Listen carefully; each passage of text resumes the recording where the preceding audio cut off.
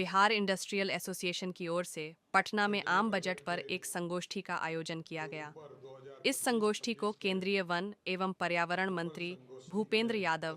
बिहार के दोनों उप मुख्यमंत्री विजय सिन्हा और सम्राट चौधरी के अलावा कई अर्थशास्त्रियों ने संबोधित किया और बजट में बिहार के लिए किए प्रावधानों की जमकर तारीफ की। इस देश में लोकसभा चुनाव के बाद मोदी जी के तीसरे कार्यकाल में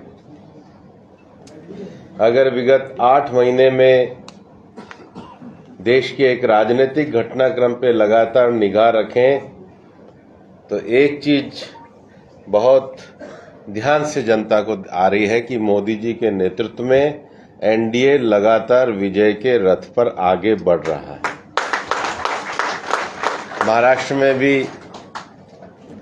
आज तक का ऐतिहासिक मैंडेट एनडीए को प्राप्त हुआ और दिल्ली में भी हमने अपने सहयोगी दलों के साथ इस चुनाव को लड़ा और मोदी जी के नेतृत्व को देश की जनता ने पूरा अपना समर्थन दिया है।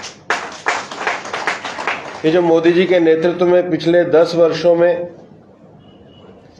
हिंदुस्तान में जो सबसे बड़ी उपलब्धि हासिल करी है, जब 10 वर्ष पहले यूपीए का शासनकाल था तो हिंदुस्तान दुनिया की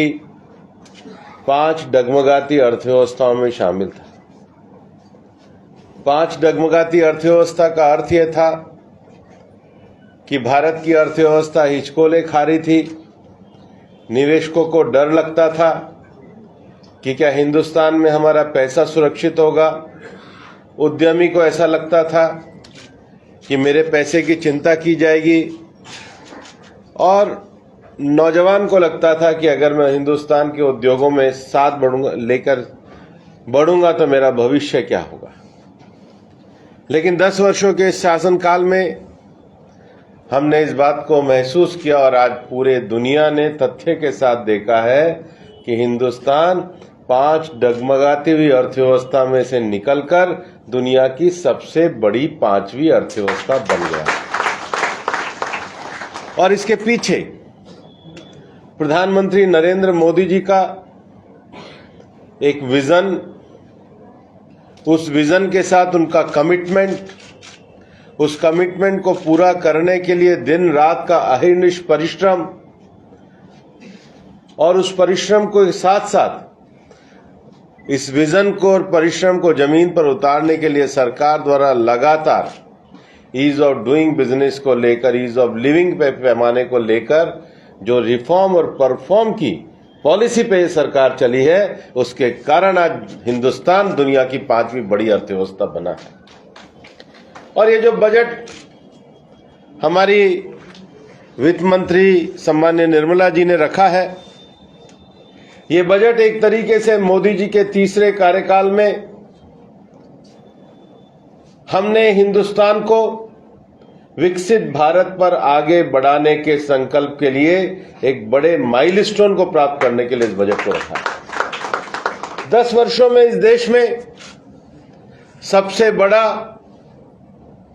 एक कार्यक्रम प्रधानमंत्री जी के नेतृत्व में मैं मानता हूं चला है कि कोई भी आदमी इस देश में भूखा नहीं सोया है। 80 करोड़ लोगों को लगातार राशन देने का काम ये प्रधानमंत्री नरेंद्र मोदी जी ने किया है। हमने इस 10 वर्षों में दुनिया की सबसे बड़ी महामारी को देखा, लेकिन उस महामारी में लोगों को भोजन तो उपलब्ध कराया ही है, भारत ने अपनी इतनी योग्यता भी सिद्ध करी कि अपना वैक्सीनेशन भारत ने स्वयं इजाद करके 130 करोड़ लोगों के केवल भूख की चिंता नहीं करी, उनके स्वास्थ्य को भी पूरा सुरक्षित रखने का काम भारत ने किया है। और इसलिए 2014 में, मैं तो बिहार में 2015 से आ रहा हूं और मेरा सौभाग्य है कि मुझे राजनीतिक जीवन में बिहार का प्रभारी बनने का अवसर मिला। किसी भी व्यक्ति के लिए बिहार से जुड़ना गौरव की बात होती है। बिहार की आत्मीयता, प्रेम, यहाँ का सांस्कृतिक विरासत, यहाँ की सहिष्णुता, यहाँ का राजनीतिक मिजाज, ये देश के लिए भी अनुकरणीय है। और मैं जब 2015 से बिहार में आता था, बाद में केंद्रीय मंत्री बना, मंत्री बनने के बाद एक ही बार आना हुआ, लेकिन आज उतर करके जैसे ही पटना एयरपोर्ट से बाहर निकला, मुझे देख करके खुशी हुई कि मोदी जी के नेतृत्व में हमारे हवाई अड्डे का विस्तृत होने का स्वप्न भी पूरा है। वरना 10 साल पहले तो यही सोचते थे कि बिहटा का क्या होगा, इधर का क्या होगा, और कैसे कांग्रेस ने शासन चलाया। बिहार में जब संयुक्त बिहार था तब तो बिहार में स्टील से लेके सब कुछ था, लेकिन मैं तो ये पूछना चाहता हूं, बिहार को भी पूछना चाहिए कांग्रेसियों से कि भाई ये डालमिया नगर क्यों बर्बाद किया आपने, किसके इशारे पे किया? आखिर अब वो डालमिया नगर अगर उस समय का कांग्रेस के राज में बर्बाद नहीं होता तो आज कितना आगे बिहार होता। और मोदी जी के राज में कहा तो पटना एयरपोर्ट का विस्तार हो रहा है। इन 10 सालों में अब हमारा दरभंगा भी, वो एयर स्ट्रिप को कभी 60-70 साल तक कभी शुरू नहीं हुआ। दरभंगा भी करा, पटना भी करा, और अब 2 ग्रीनफील्ड एयरपोर्ट और बिहार में शुरू हो जाएंगे। एक को तो इस बजट में भी स्वीकृत किया है। बिहार अब अपने विकास के पैमाने को, अपनी नई उड़ान को लेने लगेगा। ये काम नरेंद्र मोदी जी की सरकार ने किया। हम जानते हैं कि देश में भी जो सबसे बड़ा विषय है कृषि, और मैं अभी बिहार इंडस्ट्रियल एसोसिएशन के लोगों के साथ बात कर रहा था। हमारे यहाँ पर एमएसएमई ज्यादा है, तो इंडस्ट्री में भी एमएसएमई,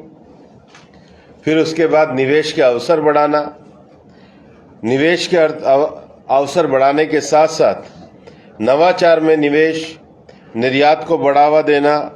रिफॉर्म करना, ये इस बजट में सबसे ज्यादा किए गए। दोस्तों, हमारे बिहार के जो हम सांसद दिल्ली में रहते हैं, उनके पास तो एक सबसे बड़ा विषय यही रहता है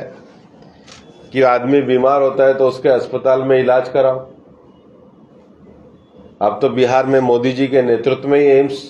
कितने 2 हो गए, एक काम शुरू होने वाला है। और आज जो सबसे बड़ी बीमारी है कैंसर की बीमारी है। मैं मानता हूं कि ये सरकार का एक बहुत बड़ा निर्णय मोदी जी के नेतृत्व में है कि इस साल में 200 जिलों में डे केयर कैंसर सेंटर बनेंगे और 3 साल में हर जिले में डे केयर सेंटर बनेगा। आप कल्पना करो, जब कीमो के लिए कहीं पटना जाना पड़ता है, दिल्ली जाना पड़ता है, कहीं धर्मशाला में रुकना पड़ता है, किसी रिश्तेदार को ढूंढना पड़ता है, जो सुविधा एक आम आदमी के जीवन में दूभर होती थी, केंद्र सरकार ने कितनी बड़ी सोच इस बजट में करी है कि डे केयर सेंटर आपके जिले के सरकारी अस्पताल में होगा और हर जिले में होगा। कितनी बड़ी सुविधा और राहत देने का काम सरकार ने इस बजट में किया। बजट की बड़ी बड़ी बातें तो ठीक है, लेकिन बजट में जो सबसे बड़ी बात करी है कि इस बजट के अंतर्गत कृषि धन धान्य योजना को शुरू किया गया है कि हमारे देश भर के जो 100 कम उत्पादकता वाले जिले हैं, जहां पर प्रोडक्शन अच्छा हो रहा है, उनको तो सब ध्यान देते ही हैं, लेकिन जहां कम उत्पादकता है वहां पर उपज, सिंचाई, भंडारण और ऋण कि उपज कैसे बढ़े, सिंचाई के साधन कैसे बढ़ाए जाए, स्टोरेज की फैसिलिटी कैसे दी जाए और बेहतर ऋण किस प्रकार से उपलब्ध कराए जाए। ये देश के कृषि के पिछड़े हुए जिलों को आगे बढ़ाने का एक महत्वपूर्ण बजट बनाया गया है। और उसके साथ ही साथ हम कृषि क्षेत्र की उत्पादकता को बढ़ाना चाहते हैं, तो हमें अच्छी क्वालिटी के बीज चाहिए जो कीट प्रतिरोधक हो, जलवायु अनुकूल हो, और इसलिए 2024 के बाद 100 से अधिक ऐसी जो बीज की किस्में उनको सरकार के द्वारा व्यावसायिक रूप से उपलब्ध कराने की योजना भी इस बजट के अंतर्गत बनाई गई है। 2 बड़े मिशन,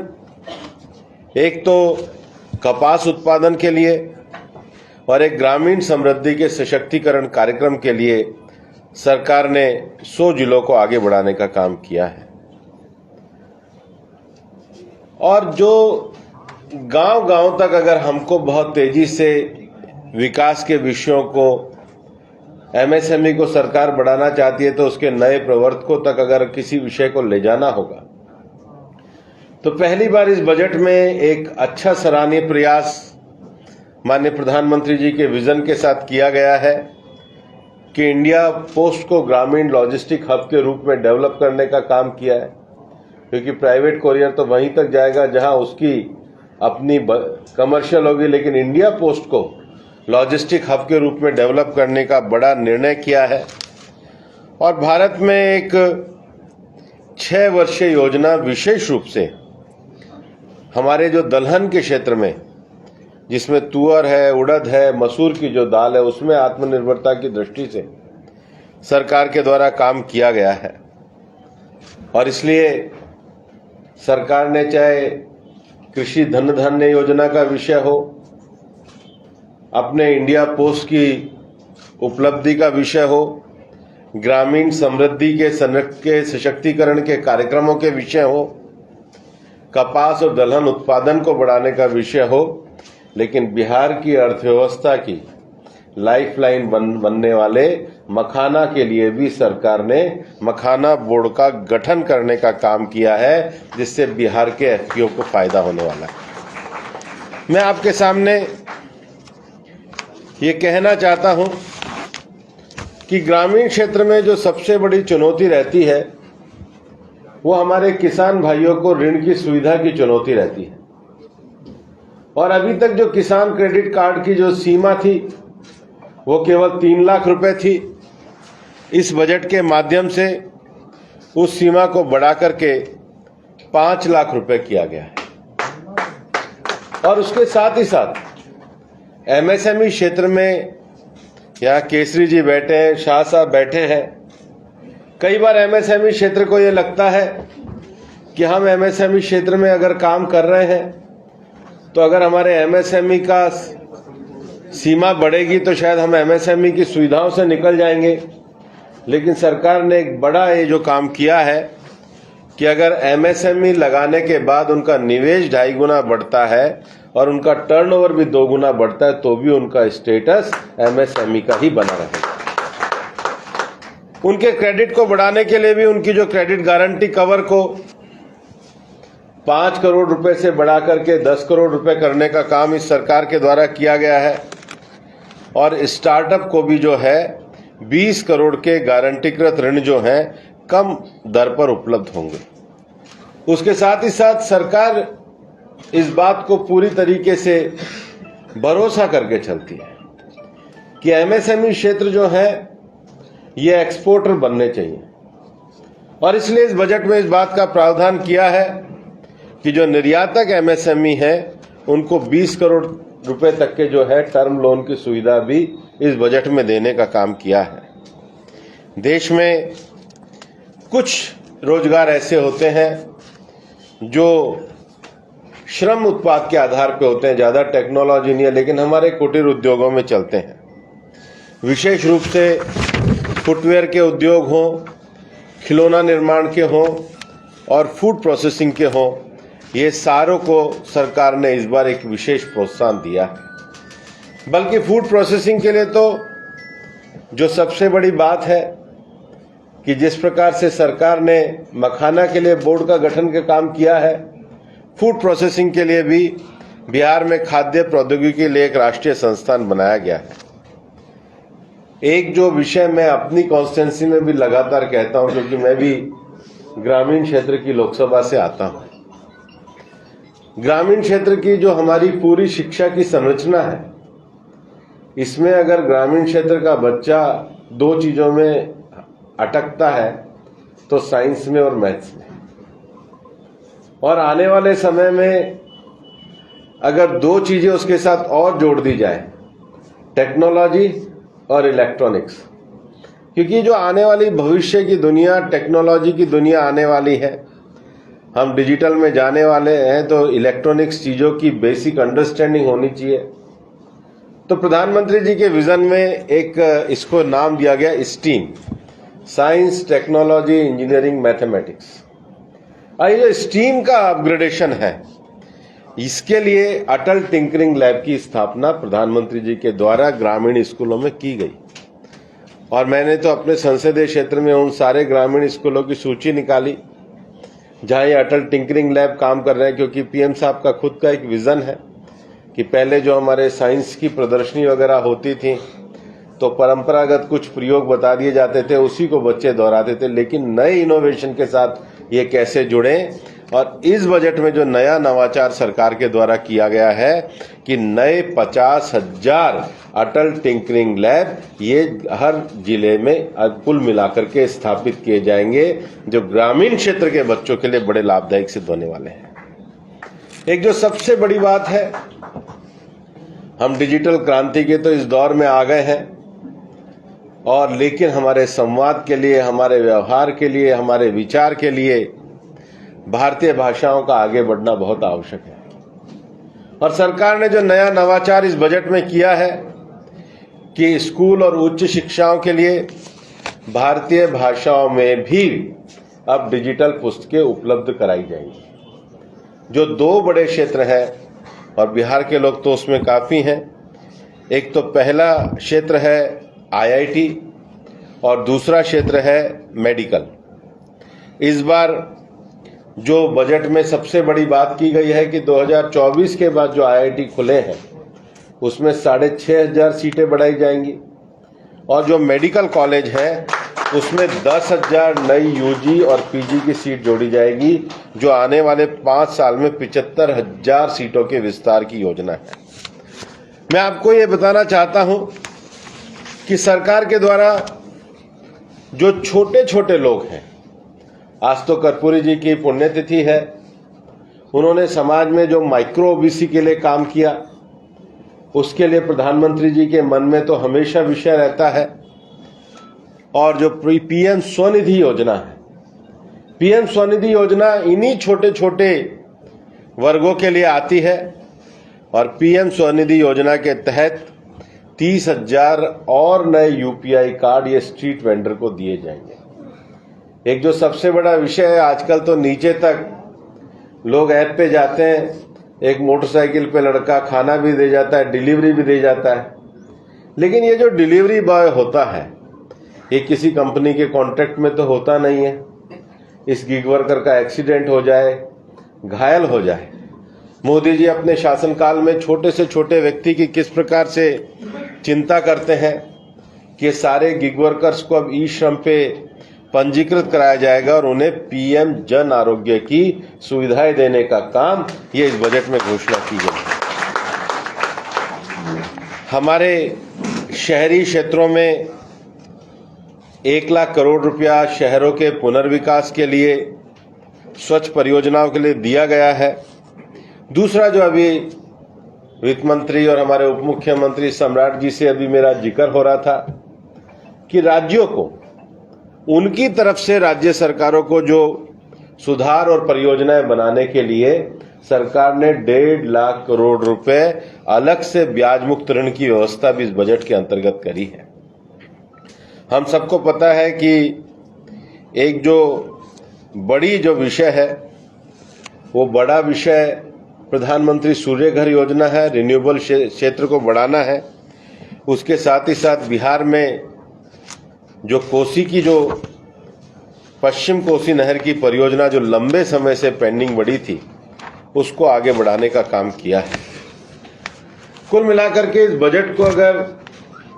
एक विचार और व्यवहार की दृष्टि से देखा जाए तो ये विचार और व्यवहार की दृष्टि से हिंदुस्तान को एक मजबूत अर्थव्यवस्था बनाने के लिए मोदी जी के तीसरे कार्यकाल में इस बजट की बुनियाद रखी गई है। और आज हम ये सब लोग जानते हैं कि बिहार में नीतीश जी के नेतृत्व में एनडीए की सरकार एक सफलतापूर्वक तरीके से कार्य कर रही है और जैसे जैसे परिणाम देखते जाएंगे ये इंडी गठबंधन का जो पूरा कुनबा है ये बिखरता जा रहा है। ये पहले सब हमारे खिलाफ थे, अब एक दूसरे के खिलाफ हो गए हैं और ये एक दूसरे के खिलाफ भी कौन कहां पर हो रहा है ये किसी को समझ में नहीं आ रहा है। इंडी गठबंधन को समझ में ये नहीं आ रहा है कि भारत का गौरव कैसे जाग रहा है। इनको समझ में ये नहीं आ रहा है कि भारत में कुंभ की इतनी मान्यता क्यों हो गई।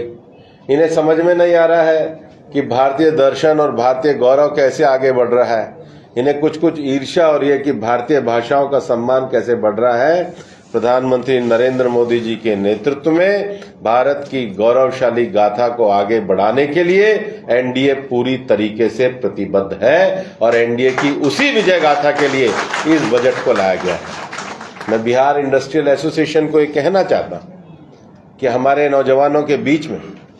स्टार्टअप के विषयों को लेकर के